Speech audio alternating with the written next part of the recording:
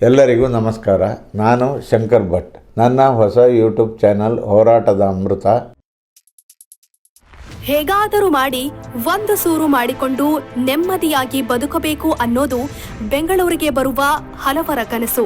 ಹೀಗೆ ಕನಸನ್ನ ನನಸು ಮಾಡಿಕೊಂಡು ಹೇಗೋ ಜೀವನ ಸಾಗಿಸುತ್ತಿದ್ದವರಿಗೆ ಕಳೆದ ಒಂದು ವಾರದಿಂದ ಆತಂಕವೊಂದು ಶುರುವಾಗಿದೆ. ಬಿಡಿಎನಿಂದ ಬಂದಿರುವ ನೋಟಿಸ್ ನೋಡಿ ಆಕಾಶವೇ ತಲೆ ಮೇಲೆ ಬಿದ್ದಂತೆ ಆಗಿದ್ದಾರೆ.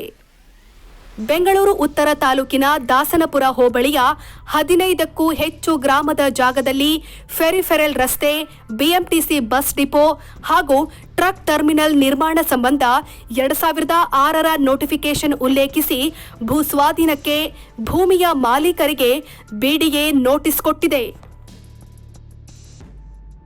ದಾಸನಪುರ ಹೋಬಳಿಯ ಆಲೂರು, ಅಡಕಮಾರನಹಳ್ಳಿ, ದೊಂಬರಹಳ್ಳಿ, ಲಕ್ಷ್ಮೀಪುರ, ಮಾದವಾರ, ದಾಸನಪುರ, ಚಿಕ್ಕಬಿದರಕಲ್ಲು, ಭೋವಿಪಾಳ್ಯ ಹೀಗೆ ದಾಸನಪುರ ಹೋಬಳಿಯ ಸಾವಿರಾರು ಸರ್ವೆ ನಂಬರ್ಗಳಿಗೆ ನೋಟಿಸ್ ಕೊಡಲಾಗಿದೆ. 20 ವರ್ಷಗಳಿಂದ ಯಾವುದೇ ರೀತಿಯ ಉಲ್ಲೇಖ ಮಾಡದೆ ಈಗ ಜಮೀನುಗಳೆಲ್ಲ ಮನೆಗಳಾಗಿದ್ದು ಜಮೀನು ಮಾಲೀಕರು ಸೈಟ್ ಮಾಡಿ ಮಾರಾಟ ಮಾಡಿ ಹೋಗಿದ್ದಾರೆ. ಸಾವಿರಾರು ಮನೆಗಳು ಈ ಜಾಗದಲ್ಲಿ ಈಗ ನಿರ್ಮಾಣವಾಗಿದ್ದು ಬಿಡಿಎ ನೋಟಿಸ್ ನೋಡಿದ ಜನ ನಾವೇನ್ ತಪ್ಪು ಮಾಡಿದ್ದೀವಿ ಅಂತ ಪ್ರಶ್ನೆ ಮಾಡ್ತಿದ್ದಾರೆ. ಬಿಡಿಎ ಪ್ರಾಥಮಿಕ ನೋಟಿಸ್ ಕೊಟ್ಟಿದ್ದು ನಿಮಗೆ ಆಕ್ಷೇಪವಿದ್ದರೆ ಆಕ್ಷೇಪಣೆ ಸಲ್ಲಿಸಿ ಅಂತ ಹೇಳಿದೆ. ಇಷ್ಟು ವರ್ಷ ಸುಮ್ಮನಿದ್ದ ಬಿಡಿಎ ಈಗ ಯಾಕೆ ಹೀಗೆ ಮಾಡ್ತಿದೆ? ನಮಗೆ ಮನೆ ಕಟ್ಟಲು ಅನುಮತಿ ನೀಡಿದ್ದಾರೆ.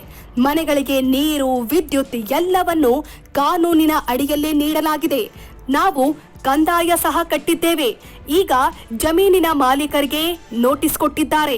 ಆದರೆ ಅವರೆಲ್ಲ ಜಮೀನು ಮಾರಾಟ ಮಾಡಿದ್ದಾರೆ.